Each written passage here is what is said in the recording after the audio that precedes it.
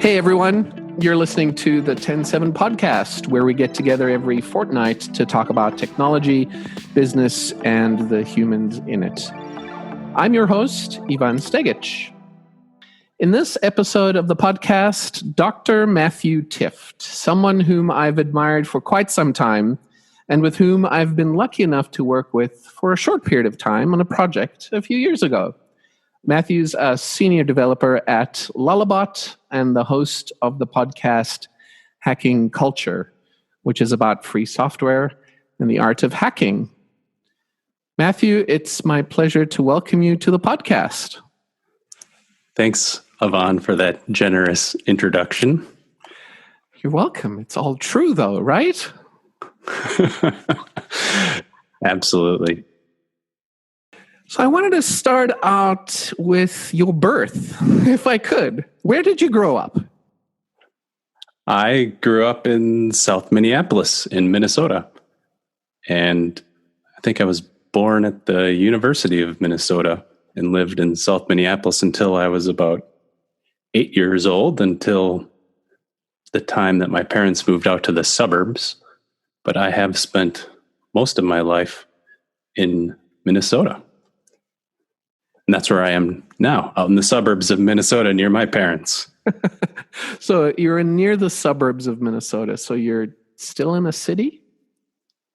No, I'm in the suburbs. Oh, you are in the suburbs? In the western suburbs. Oh, I see. By a lake, I would assume. We have a lot of lakes in Minnesota. Yes, I'm very close to Lake Minnetonka, and I walk by that lake quite frequently. I've recently started walking around the lake here in the city during meetings, and I've found that it takes me about an hour to leave my front door, walk around the lake, and come home. So if I have a 1 hour meeting that I can be on my phone with, try to do that while walking. Are you doing the same thing? Exactly. I know that I can walk to Excelsior, Minnesota during my meetings, and sometimes I get to go to the library. Other times I go to the bookshop or even grocery shopping, depending on the type of meeting. And other times I'll just walk around in the woods if I have to be talking more and I need it to be quieter. But that's one of the fantastic benefits of working from home.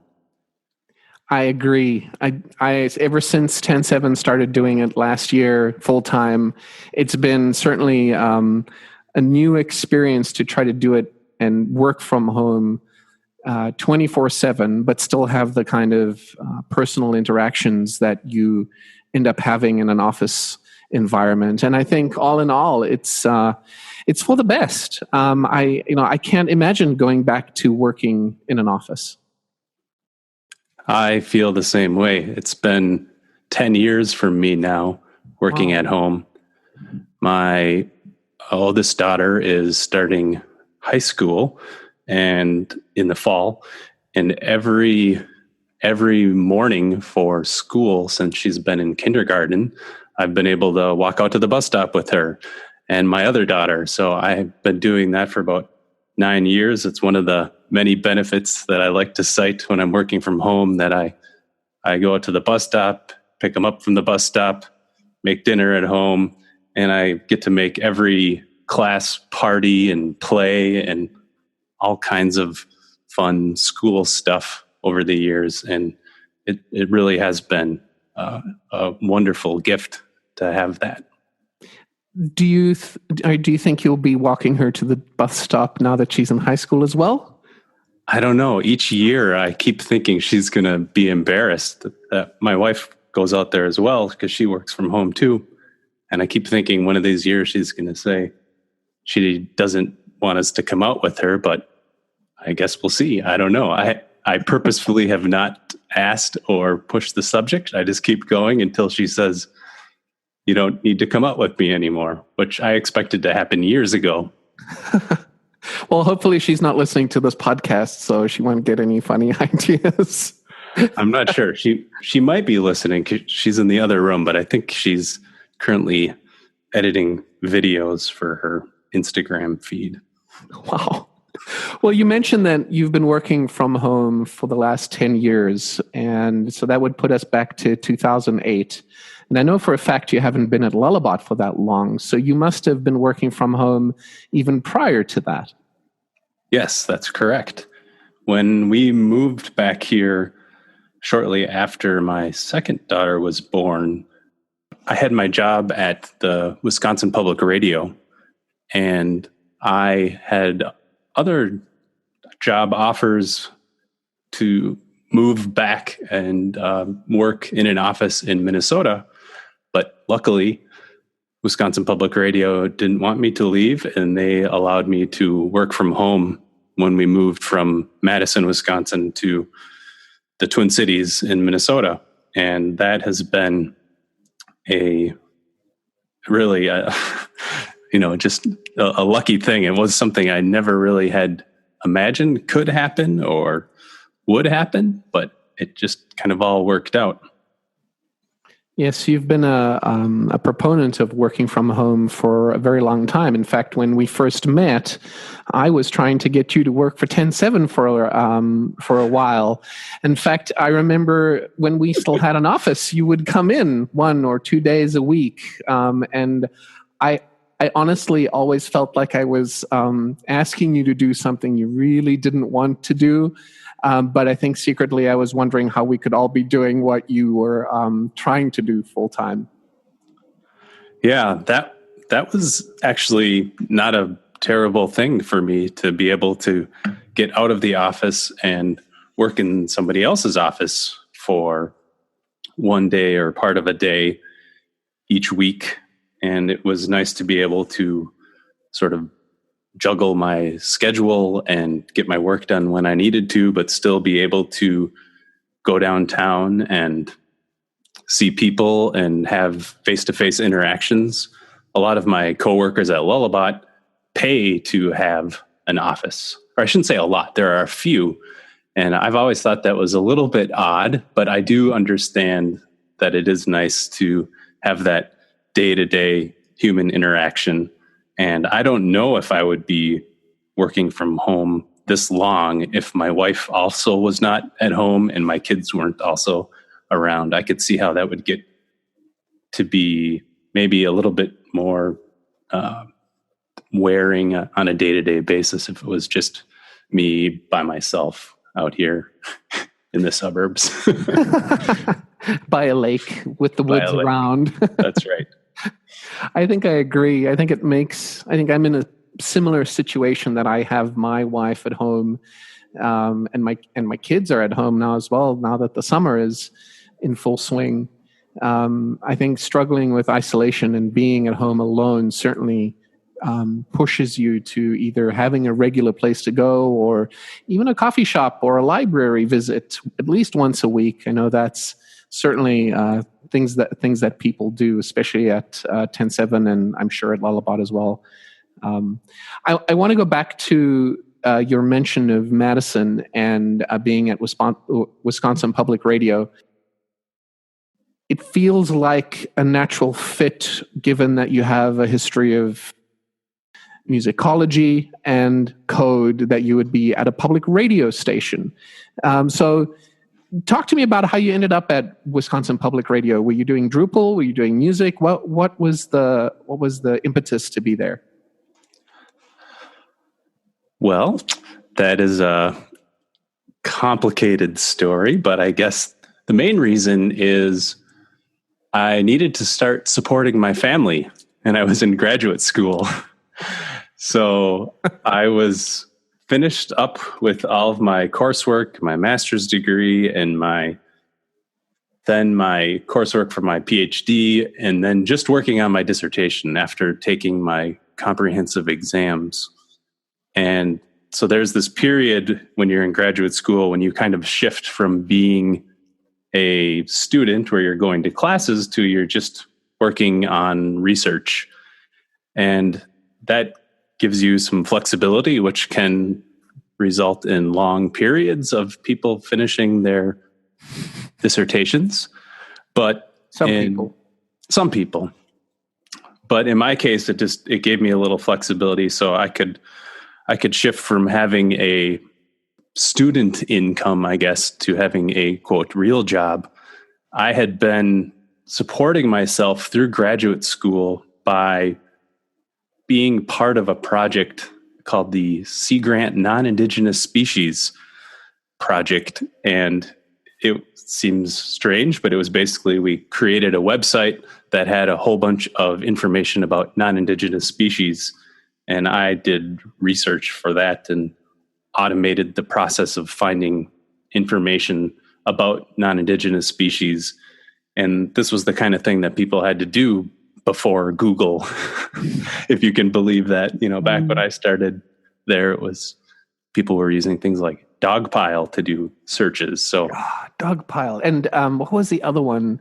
Metacrawler. Was it Alta Vista? No, there was another, like a Metacrawler, I think. I remember using those. I can't remember the different names. Yahoo search, I guess. Did you? So the description of the project seems biology or ecology related. That's not music. That's correct.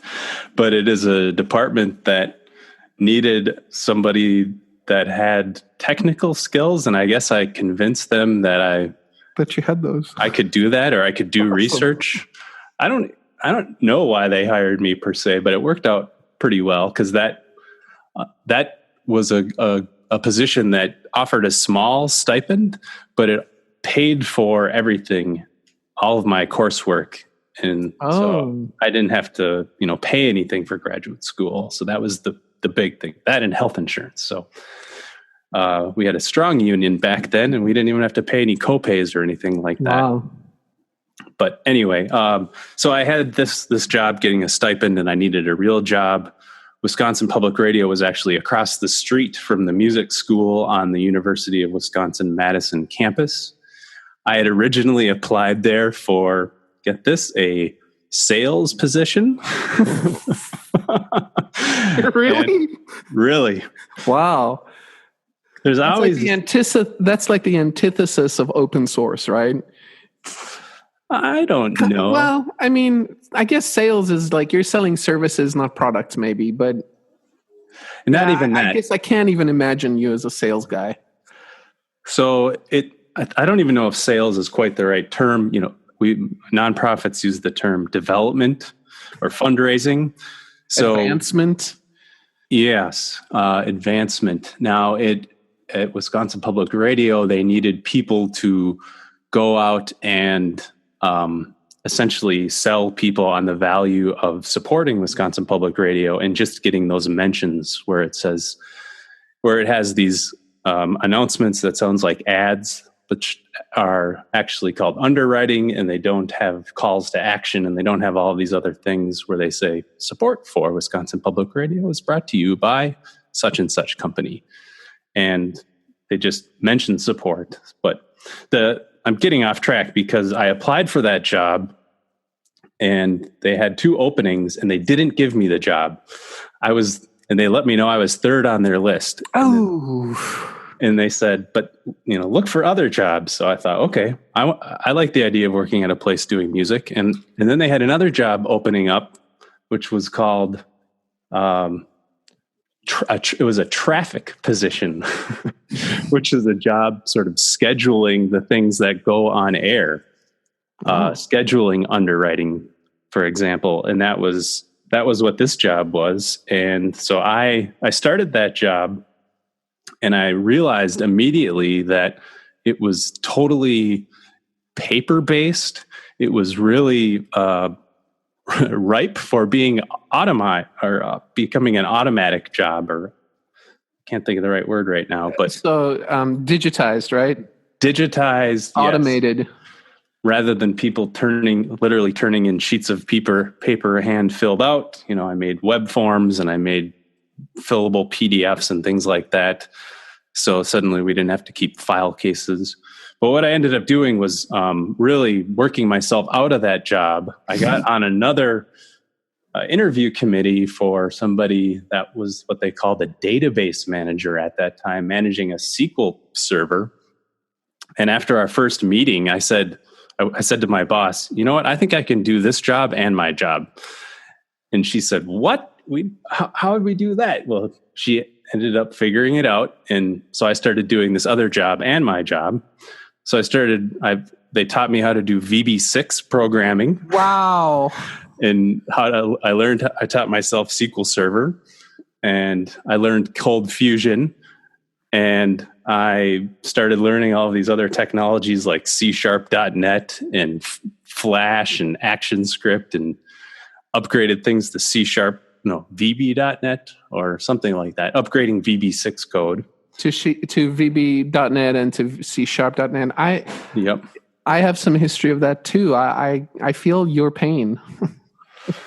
Yes, but the fun thing about this one is I started doing that job, and that too seemed to be a job that I could automate. And people needed things. I created processes for them. I wrote these little executables that they could stick on their Windows machines, and they just ran. And then suddenly that job wasn't needed anymore. And then I said, our website at Wisconsin Public Radio that's on ColdFusion really needs to be upgraded. And everybody said, duh, it needs to be upgraded 5 years ago. And so for years I had kind of been pushing, we should try Drupal. We should try Drupal. And eventually they decided that would be a good idea. We should try Drupal. And they sent me to a DrupalCon and back in San Francisco. And we had hired a development firm to help us launch one of our national programs. It's called TTBOOK, to the best of our knowledge. So I think we launched that site on Drupal back in 2009 or 2010. But so that's how I came about Drupal, was because I kept working myself out of jobs, and eventually I thought this web development thing seemed a lot more fun than writing executable code for Windows machines. So you had a history of Windows-based, naturally proprietary, closed source software writing in an organization that was for the public, and you basically worked yourself out of two jobs, but at the same time you were pushing for Drupal. Why Drupal? Why were you not pushing for WordPress or Expression Engine or something else? That's a good question. I remember at the time I had started reading some of these early books on free software and what that all meant, and I knew that it should be something that was free and open source. I guess I didn't use the term free software at that point. I thought of it as open source. And at the time, I thought that just made more sense for a public radio station to be using open source software. And there seemed to be a lot of other universities and public radio stations using Drupal. So it was really kind of an easy sell, because at the time Minnesota Public Radio was using Drupal, I think, and WNYU and some other stations. I can't remember actually how far back some of these go, but I would go to all of these meetings of other technologists in the public media world, which means public radio and public television. And there were some people using Drupal, but specifically what we liked about Drupal was that this national show, TTBOOK, it was difficult to find episodes. So just the idea of putting audio on the web was still kind of new back in 2008, 2009. Yep. And they wanted to be able to take their hour-long show, cut it into segments, add all of these taxonomy terms so it could be searchable and findable, and so they could either listen to the whole episode or parts. And really, Drupal seemed like it was well suited to that task in ways that WordPress or Expression Engine wasn't. Plus, it just seemed like the the motivation that a lot of people had to use Drupal in those days, which is still strong now in education and nonprofits, was very appealing and very attractive to lots of my coworkers at Wisconsin Public Radio. Were you the only person who was driving Drupal, or did you have people that you were, you were able to bandwidth, or not bandwidth, but people that you were able to band with? Yes. So that was kind of a complicated thing as well, because the good thing about TTBOOK was they had raised money to pay for a development firm to help us build TTBOOK. So for that particular project, we partnered with Gorton Studios, which is actually here in Minneapolis, or was here, I guess. Yeah. It's no longer, Gorton Studios is no longer, or maybe it still is. I don't know that it is, but... Anyway, we worked with them, and that seemed to be such a successful project that we would go around to public media conferences talking about what we did. And then the people at TTBOOK kept saying that all of their conversations were with other people saying, we want that. We want our site to be searchable. We want it to, so people can find our content. We want our audio on the web. We want to do this, that, and the other thing. And so it was kind of this model site for a while for a lot of stations. And then eventually we decided, let's do all of WPR.org. And then they started hiring other people to help. We hired another Drupal developer. We hired somebody else who was basically like a director of digital or something like that, for more of like the I can't exactly remember the titles that they had, but it was people involved in determining how we can have a digital presence. And I mean, that was a new thing at a public radio station that had been around since the early 1900s.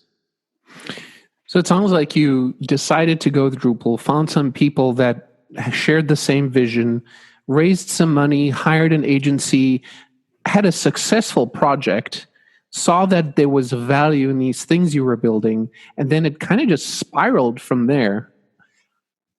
Yes. When you were in the process, in the weeds, while you were doing this, did you ever think that you might take components and parts of what you were building and make it generic enough that anybody else would use it? Yes. And we actually did that, and I pushed for it. There were a couple of modules that I made early on that I knew I wanted to contribute back to Drupal. Part of my motivation came from when I went to my first DrupalCon, which was, again, in San Francisco. And I remember Drupal went from being this faceless, website technology to, oh my gosh, these people are having so much fun. This is so unbelievably unlike academia. This is awesome. And the week while I was in San Francisco learning Drupal, meeting people, I was tweeting about it constantly. And I remember some of my friends saying, I still like you, Matthew, but I'm just going to warn you, I'm going to unfollow you for a while because I don't want all Drupal all the time. So I was having a lot of fun. And then when we created TTBOOK, I think one of the modules that we came up with that I think Gorton Studio did most of the development, Ronan wrote a lot of it, but it was called something like Media Playlist. So it was a module that allowed people to go click through the site and then find audio of what they wanted and then add it to a playlist and then play through those. And I'm not sure if they're still using it or not. Again, this is a while back now, but I'm going off my memory, but I think I think that module still, well, obviously it's got to be out there somewhere, and I'm not sure if that's the correct name, but it is. I was able to use the power of the Google. It looks like it's still out there. It looks like there's a release candidate for version 7 that's out there. Oh, wow. You have 9 commits and Ronan has 4. But it says exactly what you described. Adds playlist functionality onto the media module. Huh. Okay. I have closed all of my browsers and other things, so I'm purposely trying to not do that. So I'm impressed that those facts are all correct, or I should say, I'm surprised. I personally think that our public institutions in the United States should be more open and more information. More information should be available to the public, because at the end of the day, the government is the people and we own that information. And so we should have access to that information. And I'm just so proud and amazed that you've been part of an organization like Wisconsin Public Radio that wanted to contribute back source code and that wanted to provide the work that they'd invested in to others so that they could be reused. And that's certainly something that's near and dear to my heart. So I'm happy to see that was something you were involved in. Yeah, it's been fun. Those days, it was really kind of my passion to go around to these conferences, and I did things like a Drupal Developer Clinic where I'd talk to other stations about how we use it and kind of show people that. Spend a whole day trying to teach other developers why they might consider using Drupal, and be on panels and just talking to people about what we did with TTBOOK, and we did webinars and things like that, because this was all kind of innovative. I had been part of another group in public media, and the name is escaping me right now, but it was a free software advocacy group that had tried to do similar things. That they came out with a custom CMS called it was called something like Public Media Manager or something like that. And we were all big open source advocates. We were working together. We were trying to create solutions for things that other stations could use. We wanted to create these reusable components. So, for example, somebody would make like a Python script that used the NPR API and did interesting things showing where people are listening, or how people are, how many, some sort of data or something like that they could get as a NPR, an NPR, National Public Radio member station. So we would do these kinds of things, but they were really kind of technology specific. And after being part of that group for a while and realizing that, well, they built this great custom CMS that was used at North Country Public Media, and the desire was to have other stations used it, but it really ended up just being a custom CMS for this one station, as far as I know.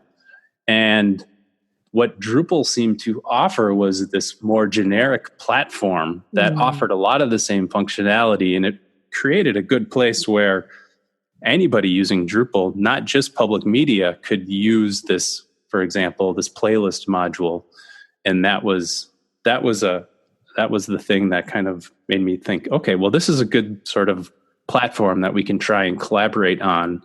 And since other stations picked up using Drupal, National Public Radio is using Drupal, American Public Radio, American Public Media, Public Radio International, like the list goes on. And if you look online, there's lists of all of the public media stations that use public radio. It's been, I think, good for public media to have this as a collaborative platform. So I feel like that was kind of a fun thing to see grow over the years, and it's good to see that continues to expand. You talked about how you would have webinars and how you'd be part of panels and how you try to educate people about Drupal. And I've seen in the last couple of years, you've been speaking a lot about teaching kids how to code. And so it seems like your focus has kind of changed a little bit in that regard. Is that something you're passionate about right now, and you will be continuing to do that? Tell me more about the teaching kids to code work that you've been doing. That's been a lot of fun too. That has been a project where I volunteered to help out with an hour of code day at my kids' elementary school. And the school tried to have something for all of these kids, ages K through 6. And I thought, how the heck are they going to teach, kindergartners coding? But once I started helping out with these different these different hours during the day and seeing the kinds of things that we could do, I just saw that these kids loved what they were doing, and that you can teach sort of coding principles even on iPads with things that to me look like for each loops or something like that. But for the kids, it's just, rearranging little characters on the screen. So that started out. And then I started teaching a coding class at that elementary school, which started out as like a class to teach, I think we used Minecraft. And then me and this other guy taught a class where we're taught using a type of Minecraft. It was like an extension or something called Bird Brain. And we were able to program these little robots called Finch Robots. And the kids loved doing that because these 4th and 5th, I think they were maybe 5th graders at that point. We could make the robots drive around in a maze, or use all of the different sensors, or sort of make them follow a line or draw patterns or that kind of thing. So there was that aspect of it. And alongside that, the school district where my kids go to school, the Minnetonka School District, started an initiative that they called Tonka Codes, which has been a really innovative initiative where they wanted to have coding in the curriculum K through 12. Wow. So I ended up on this group called the Tonka Codes Design Team, and did a lot of free software advocacy there. But that has been a project that is continuing to roll out. It started off in the elementary schools.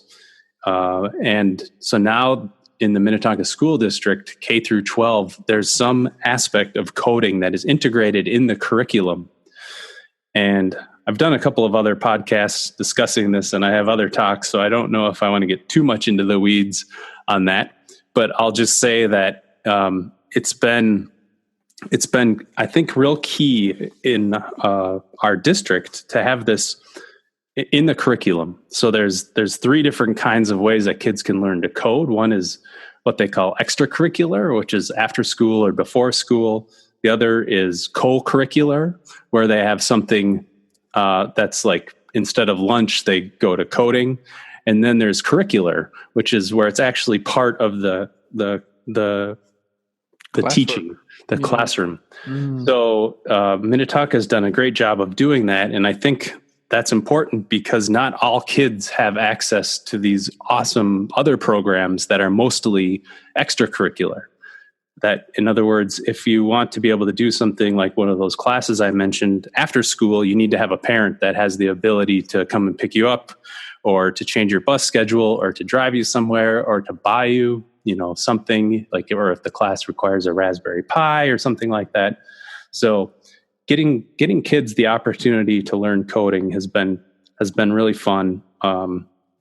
And some other kids at the high school started a Tonka Coder Dojo. It was a student-run chapter of this Coder Dojo group, and so I helped out with that as well, which was an interesting experience because a lot of with all of these things that I've taught, like when we would post this Finch Robots class, for example, it would just fill up within minutes of sending the email.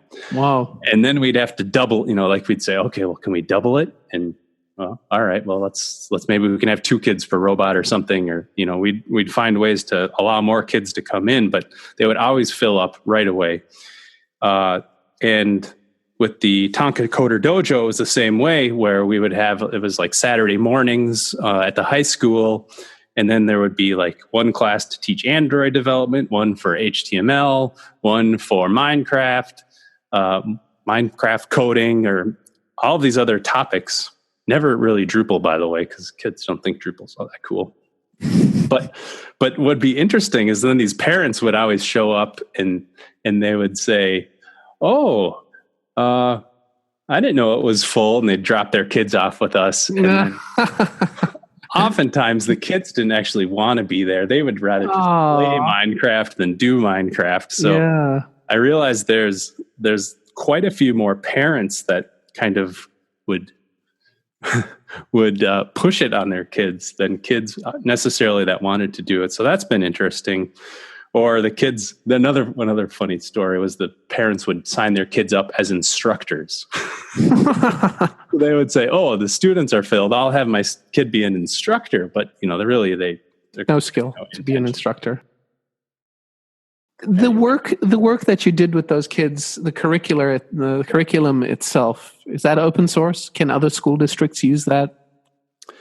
The knowledge around it is definitely something that they are sharing. Eric Schneider is he's the vice president for curriculum, or no, what do they call it? The assistant superintendent for curriculum for Minnetonka schools. He has been out talking about what they're doing and encouraging other schools to do that. I've been on a podcast with him. It was a Lullabot podcast, I think, talking about this. So all of the approach and how we did that, they're definitely sharing. Some of the code is, or some of the projects that they do are shareable, but I don't know. I think a lot of it is actually proprietary.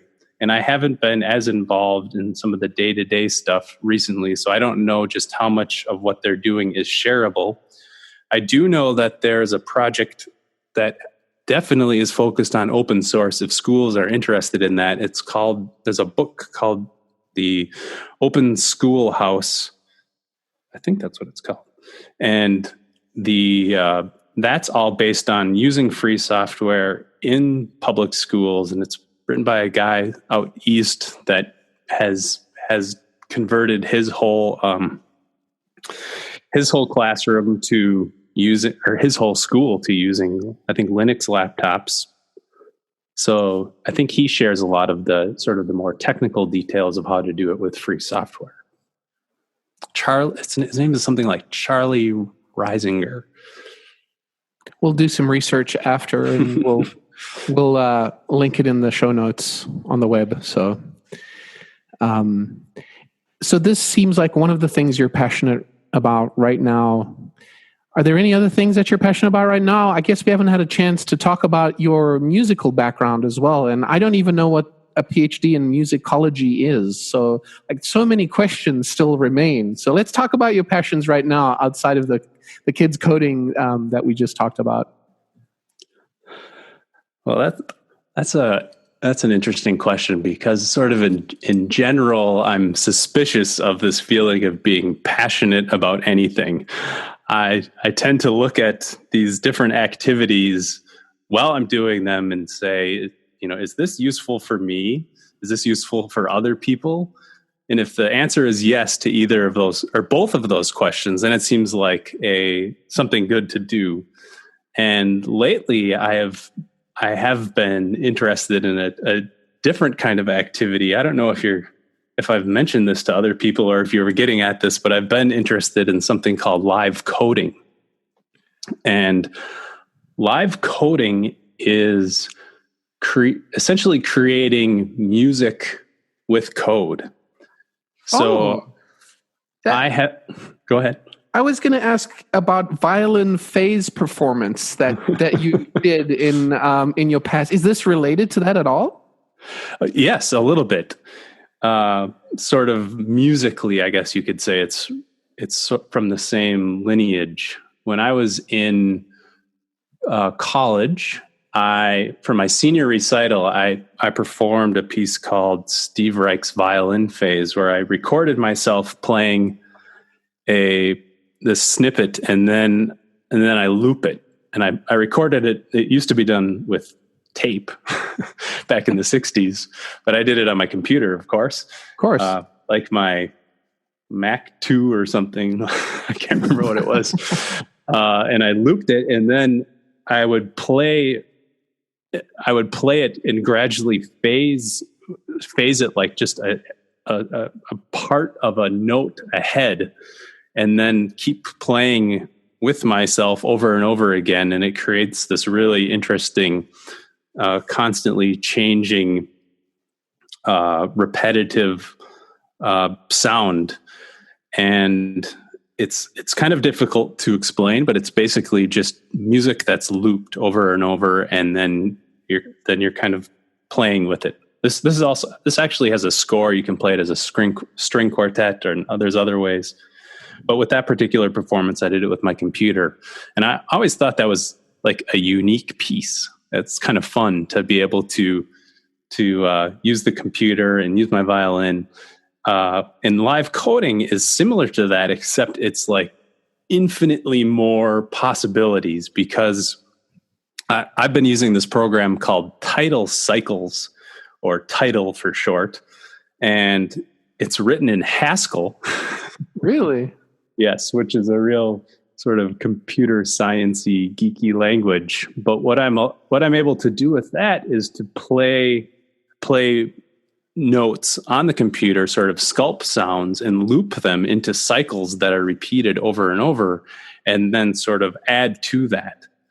And what I really like about live coding is that there is no score, there are no works. It's really all about how am I feeling in this moment, and playing around with sound.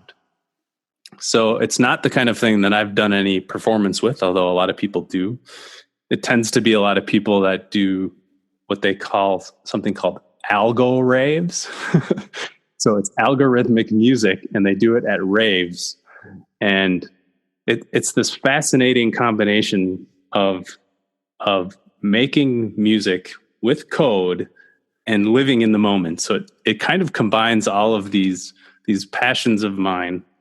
And I have found that it actually informs a lot of how I understand my day job doing Drupal work. So that probably is a surprise to most people who would hear me say those words. But what I've understood now is that live coding is all about being in the moment, writing code that's going to execute right now. And I don't necessarily know what it's going to do. I might have an idea about it, but it's all about being okay with that. In our day jobs, when we're writing Drupal code or other code for clients, we're writing for the future, in essence. We're writing for a specification. We're writing code to do something eventually. We're going to pass it up the chain. It's going to be edited. It's going to be tested. It's going to be run through the QA process and everything else. And so there's always the sense of I'm doing something for another time. So live coding has given me a different perspective on how I do my work and how I understand and go about my day-to-day activities, thinking about how much am I actually enjoying writing this code for Drupal right now, and noticing those moments and thinking, what are the situations that led to me sitting here delighting that I got my alter hook functioning correctly, or whatever the case may be. So it's been a real fun process learning about live coding. And one of the interesting side notes is that there's a lot of academics involved in this. So there's a ton of academic literature that's been coming out over the past decade or so since I've finished graduate school, examining this practice. I'm currently reading a book called The Oxford Handbook of Algorithmic Music, and it's getting to be more of a thing, although it's still more popular in Europe than here in the United States. But it's been the area that I've been exploring quite a bit recently, because it feels like it's a beneficial practice to engage in a way of coding where you're enjoying it in that moment, right then. It seems quite related to the idea that the journey is more important than the destination, and that living in the moment and trying to experience the moment right now could be disconnected from what the result is. And that's a really interesting take on code. And it never dawned on me that fundamentally every code snippet or project that we're a part of as an organization is building something that will execute in the future, that we're planning for in the future. And even though you're writing that code now, you're not really enjoying it or using it, maybe ever, because a client's using it or a user is interacting with something on the web. And so to hear you describe that process is I've not heard of that before. That's really interesting. How would you say the algorithmic music, because it's music that you're creating, right? The output is sound. Yes. How does that sound differ from the sound that has been tweaked and produced, and an artist went in a recording studio and they tried something and it didn't work, and they tried it again, and then they finally got that thing that they wanted, and then that becomes the memorialized song that everybody knows? How does that thing differ, or how is it similar to what is coming out of the speakers when you're live coding? There aren't any particular rules around live coding, so it can really be lots of different things. Somebody who does live coding where they might, for example, sculpt that perfect sound and that rhythm and that beat, they might, for example, take all of that code and then go do a performance with that as a starting point and maybe just tweak a few little things. That might be a little bit more similar to the process of creating a musical work and then sharing it. Now, in live coding, another view is that you should always start with just something simple and then develop it. So in that case, then you don't know where you're going. So in a recording, there's various ways that people use recording studios, but generally speaking, it boils down to people either experiment with stuff for a while until they have something cool, and then they go into the recording studio and try and perform it, or they go into the recording studio, they play around until they get that perfect thing, and then they try and figure out a way to perform it, when they go and want to play it for someone else. So the live coding bit could be done either of those ways. People could definitely use the live coding tools and know exactly what they want to do throughout that performance. But in general, there's this algorithmic component to it where there's all of these different ways of transforming the sound, and you sort of develop a toolkit, but you don't exactly know what it means to say, I'm going to play this sound, 1/8 of the speed. And now I'm going to play it 64 times or 500 times the speed of what it was before. You can't always anticipate exactly what that will sound like. Or what would it sound like to suddenly add something that every third beat changes by a quarter of a beat?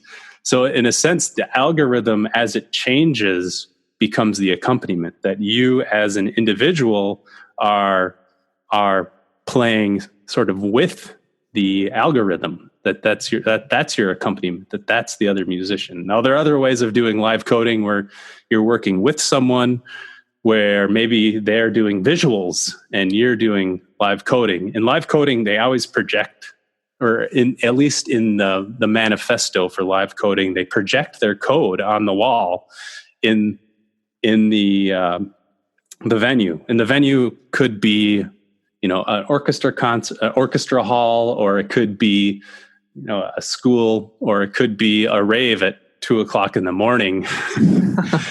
All of these are ways that people do live coding. There's interesting TED Talks on this on the web and whatnot, but in general, there's lots of different ways that people do it.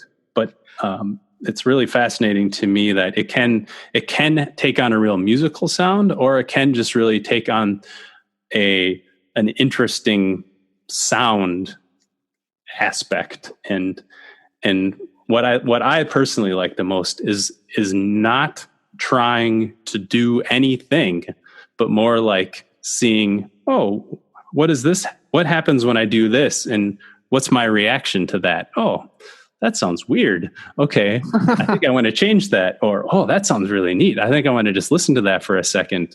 So there's this aspect of cultivating present moment awareness that I haven't found with many other activities other than, say, meditation. Yeah. It strikes me as being similar to being a DJ. I talked to Lex on the podcast a few episodes ago, and he's been tweaking and playing sounds and extending them and compressing them, and we talked about it as, music that you distort and play and create an experience for someone else. And there seemed to be quite a few overlaps between what we discussed and being a DJ and what you're describing. Yes. One of the big differences would be in the process. So the result may sound similar to a listener, but a lot of the people that are sort of tweaking sounds are, turning knobs. They're using different synths. They're combining different, maybe even physical, machines in their rack. Right. Live coding is really focused on the actual writing of code. Amazing. Can you give us one or two resources online that we should look at? Just if you have any off the top of your head, besides the Wikipedia entry. There's a website called toplap.org, toplap.org. Okay. And this is a place that has the manifesto for live coding, and it lists a whole bunch of the other live coding languages that exists.